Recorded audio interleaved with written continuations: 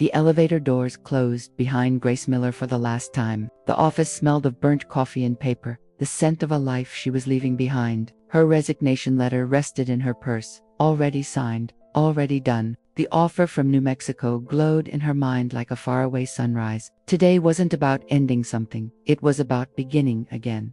Her colleagues wished her luck with half smiles, already absorbed in their screens. Grace smiled back, quietly grateful for their indifference. It made the goodbye easier. 5 years of steady pay and silent suffocation had finally ended. For the first time in years, she felt her heart race not from stress, but from freedom.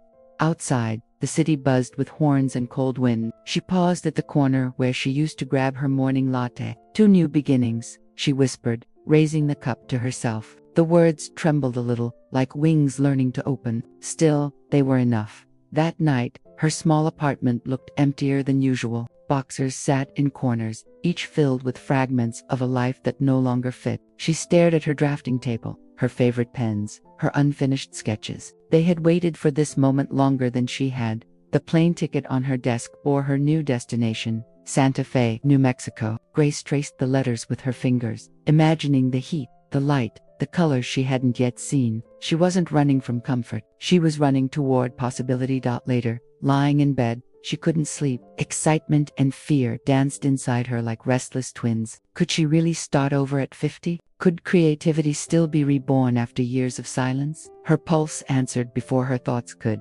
Yes. Morning came early. She watched the sun rise over Boston one last time, the city she had built her old life in. Then, with her suitcase in hand and courage in her chest, Grace whispered, "Let's see what's waiting out there." And she stepped into the unknown.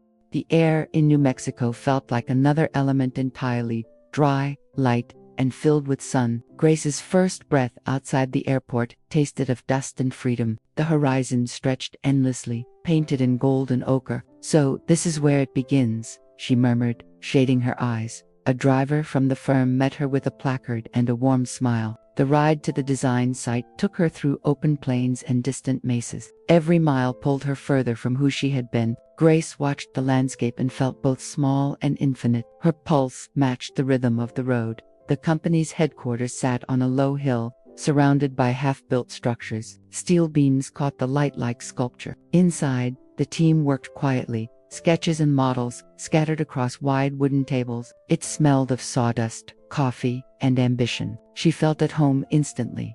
Then she met Michael Harris, tall, calm, gray at the temples. His handshake was firm, his gaze steady. He spoke little, but his eyes carried warmth. "Welcome, Grace. We've heard great things about your work." She smiled, unsure whether to thank him or deflect. "I hope I can live up to them." The afternoon passed in a blur of introductions and plans. Michael outlined the vision, a resort for independent seniors, designed for comfort, dignity, and beauty. The concept stirred something deep within her, architecture with soul. That was why she had come.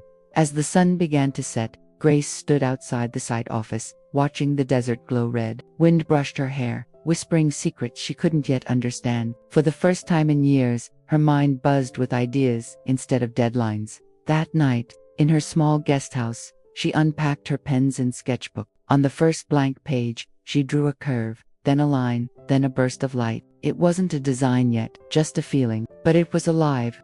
The morning light spilled through the studio windows, painting soft gold over the tables. Grace sat with a pencil in hand, sketching while others discussed logistics. She wasn't supposed to present today, but inspiration didn't care for schedules. Her hand moved on its own instinct, not thought. When she looked up, Michael was watching. "Something interesting?" he asked, leaning slightly forward. Grace hesitated, then turned the page toward him. "A courtyard, one that connects art and nature, a place where residents can feel alive, not parked." His silence stretched. Then, slowly, he nodded. In the meeting that followed, her idea filled the room. Some raised brows, others murmured doubts. It was bold, too emotional, some said, but Michael spoke, his voice calm and certain. "Let's explore it." A wave of relief and disbelief washed over Grace. Someone had heard her, truly heard her. Afterward, he stopped by her desk. "You see spaces differently," he said quietly. "That's good. Don't lose that." His tone wasn't flattering, it was grounding, sincere. Grace smiled, a little awkwardly. "I almost had," she admitted. Then let's make sure you don't, he replied. The rest of the day, Grace felt light, almost giddy. She had contributed something real, something that mattered. Her creativity, long dormant, had found oxygen again. Even the desert wind outside seemed to hum in approval. That evening, she walked past the half-finished walls of the site. The beams and shadows looked like possibilities, not limitations. Grace whispered to the structures, "We're going to make something beautiful." And the desert, in its quiet way, seemed to answer yes. The excitement faded overnight, replaced by the hum of doubt. Grace woke before dawn, unable to shake the voice that said she didn't belong. 50, starting over, surrounded by younger, sharper minds. What if this was a mistake? What if the dream came too late? She made coffee and sat by the window, watching the desert blush with sunrise. The silence pressed in, not harsh, but heavy. Her mind wandered back to Boston, the gray offices, the polite meetings, the empty victories. She had traded safety for uncertainty. Was that courage or foolishness? At work, the sketches from yesterday looked less magical. Flaws leaped out at her like accusations. Michael passed by, noticed her tension, and said gently, "Don't kill the spark by overthinking it." Grace looked up, startled. How could he always read her so easily? They talked over coffee, not about design, but about creative fear. Michael told her how losing his wife had silenced his art for years. "You don't forget how to create," he said. "You just forget how it feels to believe in what you create." His honesty softened something inside her. That night, Grace stayed late in the studio, tracing her sketches again, slower this time. Each line carried memory, not perfection. She realized that what she feared most wasn't failure, it was mediocrity, the comfort that kills dreams quietly. When she left, the sky was black and full of stars. The desert wasn't silent anymore. It pulsed with life. Grace whispered to herself, "Keep going." The words weren't loud, but they were enough to carry her through the darkness. By the next week, the project had shifted. Grace's concept evolved into a sensory garden, a place for residents to walk, touch, smell, remember. She designed paths shaped like gentle waves, with plants chosen for memory and color. Every detail felt personal, sacred. The team gathered around her models, curious now instead of skeptical. Michael smiled as she explained her vision: connection through experience. "It's more than space," she said softly. "It's emotion made visible." The room went quiet. Even the junior architects leaned closer. She had them. Days turned into long, fulfilling hours. Grace worked until sunset, her hands stained with graphite, her heart full. Michael often joined her late in the evening, reviewing plans, sharing quiet laughter. The air between them carried something unspoken, steady, warm, and growing. One afternoon, they walked through the site where the first plants were being laid. Grace knelt to touch the soil, her fingers sinking into the earth. "This," she whispered, "feels like life starting over." Michael looked at her, the light catching his eyes. "Maybe it's not just the garden," he said. That night, Grace couldn't sleep. She replayed his words, unsure if he meant the project or her. Either way, she felt the same quiet certainty. Something beautiful had begun, and this time, she wouldn't hold it back. The next morning, she woke early, heart light, ready to create. The desert breeze carried the scent of new blossoms, faint but real. Grace smiled. The story of her second life had just begun to bloom. The studio had grown quieter as the project deepened. Late evenings became routine, just Grace and Michael, side by side, surrounded by sketches, music, and the hum of possibility. Their conversations drifted between structures and stories, between blueprints and secrets. One night, as rain tapped softly on the glass, Michael spoke of his late wife for the first time. He didn't dramatize, he simply shared the silence she left behind. Grace listened, her heart heavy yet calm. "You loved deeply," she said. He nodded, "and lost deeply. But building helps." She hesitated before speaking. "I stopped creating for years," she confessed. "It wasn't burnout, it was fear of failing at something I loved." Michael looked at her for a long moment. "You didn't fail," he said. "You paused." The gentleness in his tone melted something inside her. Their laughter returned slowly after that. They began to share favorite artists, old projects, even guilty pleasures. It wasn't romance yet, but it was trust. That fragile architecture of the soul, the kind that can't be rushed or drawn on paper. Each evening ended later than the last. Grace started looking forward to those hours when work turned into quiet companionship. The office lights reflected on Michael's glasses as he studied her sketches. Sometimes, he caught her looking back, When she returned home, she felt an ache she couldn't name, a mix of gratitude and longing. She wasn't sure which scared her more, the thought of loving again, or the thought of not allowing herself to. Either way, something had shifted. That night, she sketched not a building, but a feeling. 2 lines, distinct yet converging, toward a single horizon. The drawing felt simple, but it pulsed with life. She didn't label it, but she knew what it meant. Days turned warmer, and the site buzzed with progress. Grace poured herself into the garden's design, sculpting light and color into every corner. Yet, every time Michael walked by, her focus wavered, just slightly, just enough to feel it. He began inviting her to morning walks around the property before meetings began. They talked about proportion, about aging, about art, and sometimes about nothing at all. Silence had become their favorite language. It said more than words could.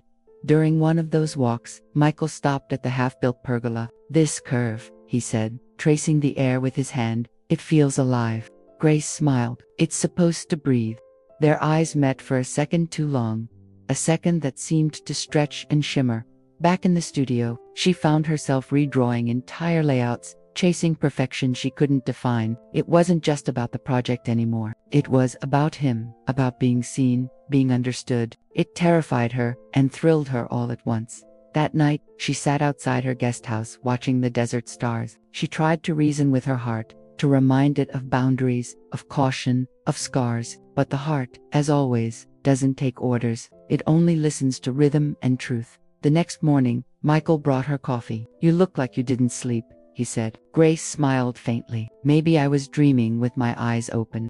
He laughed, unaware of how real that sentence was. Or maybe he knew exactly when he left. Grace whispered into the rising sun, "Don't ruin this. Just let it be." But deep down, she already knew. Some stories are written in the spaces between resistance and surrender. It started with an email. Budgets slashed, deadlines moved. The investors wanted changes, fewer creative risks, more safe choices. Grace's designs were the first to be questioned. "Too emotional," one executive wrote. The words hit harder than expected. The team grew tense. Meetings turned sharp, polite smiles turned brittle. Grace tried to defend her ideas, but the room was colder now. Michael stayed quiet at first, assessing, calculating, until one afternoon, he stood up mid-meeting and spoke. "We don't hire visionaries to play it safe." His voice cut through the noise. The room fell silent. Grace felt a rush of heat, part shock, part gratitude. Afterward, he told her quietly, "You fight for beauty. Let me fight for you." The words lingered long after he walked away.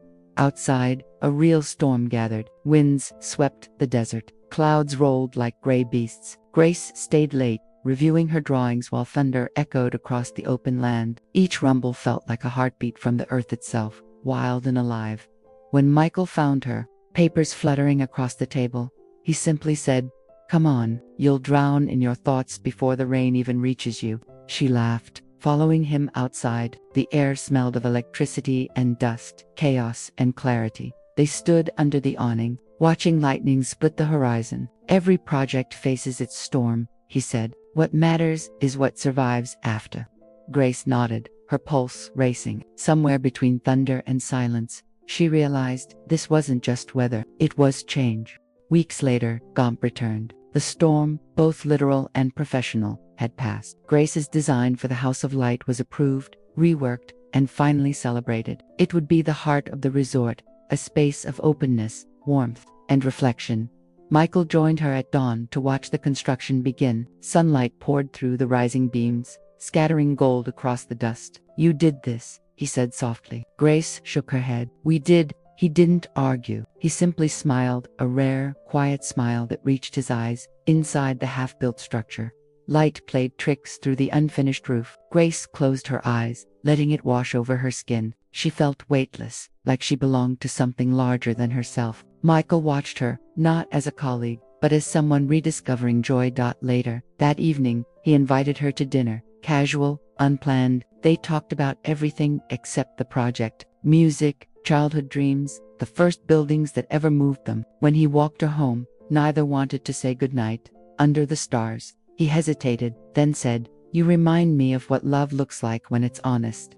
Grace froze, not from fear, but from recognition. Something unspoken finally had words, and they both understood them. She didn't answer with speech. Instead, she reached for his hand, just once, just long enough for silence to finish the sentence. The night held them softly, like approval. The next day, nothing needed to be said, but everything had changed. The following weeks glowed with quiet harmony. Work flowed, the garden flourished. Grace and Michael's connection deepened, steady and gentle. Yet beneath the calm, old fears stirred fragile echoes of lives once lost or wasted. Grace questioned herself in the mirror some mornings. Could she balance love and purpose? Could she trust happiness to stay? The reflection didn't answer, but the warmth in her chest whispered yes. Still, she guarded her heart like an unfinished sketch. Michael faced his own ghosts. Every time Grace laughed, he felt joy and guilt, as if loving again meant betraying the memory of someone gone. One evening, he confessed that. Grace listened, then said, "Maybe love doesn't replace, maybe it rebuilds." Her words stayed with him. They built stronger foundations in silence. Together, they redesigned the final phase of the resort. Brighter spaces, more light, more life. The structure mirrored their journey. Solid, open, brave. At the ribbon of the horizon, a new dawn rose each day. Grace found herself smiling without reason. The woman who once feared change now lived inside it and thrived. She had traded stability for meaning, and it was worth everything.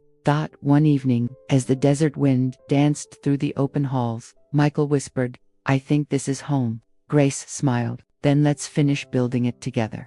And somewhere, the desert wind carried their promise forward into forever. As the opening of the resort drew near, Grace felt a strange, quiet settle inside her. Success loomed, yet so did uncertainty. The closer they came to finishing, the more fragile it felt, as if beauty might vanish once complete. Creation had always been her refuge. Now it was her reflection. Michael noticed her silence. One evening, he found her sitting among the half-lit corridors, sketching in the dust. "You're somewhere else," he said softly. Grace smiled faintly. "Just wondering if I'm strong enough to keep this, all of it." He sat beside her.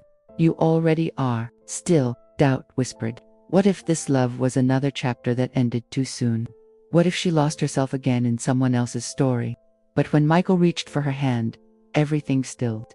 His presence didn't take space, it gave it back to her. Days passed in a blur of final touches. Furniture arrived, gardens bloomed, laughter returned to the site. Grace felt both exhaustion and awe. She had designed hundreds of details, yet none as intricate as this feeling belonging. At night, she and Michael walked the quiet paths, lights glowing softly along the walkways. "Do you ever think about how fragile this all is?" she asked. "Yes," he said. "That's what makes it worth it." Their hands brushed, and that was answer enough. By morning, she stopped fearing endings. Maybe transformation wasn't about permanence, but presence. She had learned to show up for herself, fully. Even if tomorrow shifted, even if love changed shape, she was no longer afraid. And as the sun rose over the desert, Grace whispered to herself, "I'm not who I was." And that's the point. The grand opening shimmered like a sunrise. Guests arrived in pastel clothes, laughter floating through the halls. The resort, once lines on paper, now breathed, lived, and sang. The house of light glowed with windows open to the sky. It felt sacred. Grace walked through the space slowly, taking it all in. Elderly guests explored the garden she had designed, touching petals, tracing memories. One woman smiled through tears, whispering, "It feels like home." Grace felt her throat tighten. That was the dream, made real. Michael stood near the entrance, watching her. When their eyes met, she didn't need words. Everything they'd built, every late night, every doubt had led here. "You did it," he said quietly. Grace shook her head, tears in her smile. "We did." Later, during the small ceremony, the team raised glasses to creativity, courage, and renewal. Grace barely heard the applause. Her gaze wandered to the windows, sunlight pooling across the floor like gold. She had once feared losing her spark. Now she was standing inside it. When the guests left, silence returned, a warm, living silence. Grace and Michael walked through the halls once more. "It's strange," she said, "finishing something that feels endless." He smiled. "Maybe it's just beginning." Outside, the desert wind carried music from somewhere unseen. Grace leaned her head on his shoulder. She realized that some projects don't end, they simply change form, like light passing through glass. The resort settled into rhythm. Life began to flow through its corridors like a quiet stream. Grace and Michael became part of that rhythm, working, laughing, dreaming. The world outside seemed smaller now, almost irrelevant. One evening, under the soft lights of the sensory garden, Michael took her hand. "You remember the first time you drew this?" he asked. Grace laughed. "Yes, I thought it was too much." He smiled. "It wasn't enough until you believed in it." His voice trembled just slightly. They stopped near the fountain, her favorite spot. Water shimmered under the stars. "You've rebuilt me, Grace," he said. She shook her head gently. "No, we just found the pieces that were never lost." For a moment, silence became its own kind of music. He reached into his pocket, not for a ring, but for a small sketch folded neatly. It was her drawing, 2 lines converging on a horizon. "I kept it," he said. "It reminded me what connection looks like." Grace's eyes filled. "It reminded me what courage feels like." They stood together, the desert air cool around them. No promises, no declarations, just presence. The simplicity of it felt sacred, whole. She didn't need forever. She needed this. That night, back in her home, Grace opened her old sketchbook. On the last page, she drew again, this time 3 lines, merging. For the first time, she wasn't afraid to finish the drawing. It wasn't an ending. It was belonging. Months passed, warm and golden. The resort thrived, hosting artists, teachers, and travelers who carried new stories. Grace began mentoring younger architects, teaching them not just design, but empathy. Spaces, she told them, should listen before they speak. She and Michael traveled often, art exhibits, small towns, abandoned buildings that whispered inspiration. Their partnership deepened, not dramatic but steady, like sunlight through shutters. They created from love, not longing. It felt like breathing. Grace painted again for the first time in decades. Her canvases were filled with warm tones, sienna, amber, rose. When asked what they meant, she simply said, "The colors of the desert." Each stroke was a memory of courage, each hue a reminder of change. Sometimes she returned alone to the garden, sitting beneath the pergola. The laughter of guests floated nearby, blending with birdsong. She would close her eyes and feel it, gratitude, simple and complete. Everything she had lost once made room for what she now had. Michael often joined her there, carrying 2 coffees. They didn't talk much, they didn't need to. Time no longer felt like something slipping away. It was something expanding, patient, kind. And when she watched the sunset paint the walls orange and gold, Grace realized she had built something far greater than architecture. She had built peace. Years later, Grace returned to the resort as a guest. The garden bloomed brighter than ever, paths smooth beneath her steps. Groups of residents painted under the open sky, their laughter echoing across the desert. It all felt familiar, yet transformed. She ran her hand along a wall she once designed, feeling its warmth. "Hello, old friend," she whispered. Every curve, every corner, carried memory of effort, of healing, of love. Michael had passed a few years before, but his presence lived here, in light and form. In the house of light, morning beams spilled across the floor like liquid gold. Grace stood in it, eyes closed, letting the sun rest on her face. "We did it," she murmured. Somewhere, she could almost hear him answer, "You never stopped." She walked to the garden, now filled with new flowers. An elderly woman waved, holding a paintbrush. "You're the architect, aren't you?" she asked. Grace smiled. "One of them." The woman pointed at the horizon. "It's beautiful." Grace nodded. "It always was. I just learned how to see it." As the day faded, she sat on a bench beneath the pergola. The desert wind carried the scent of blossoms, the sound of laughter, the rhythm of life continuing. Grace breathed deeply, her heart calm, her purpose complete. The resort glowed softly in the distance, alive with light, the living proof that creation and love share the same foundation. Courage. Grace smiled, closed her eyes, and whispered, "This was my greatest design."